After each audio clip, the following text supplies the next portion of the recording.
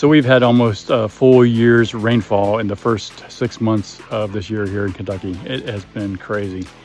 So it's been hard to get anything done. But today I got another 2/3 of the one section of roofing done. Well, the rafters and stuff. But we're getting there. Still a whole bunch more to do. Have a great day.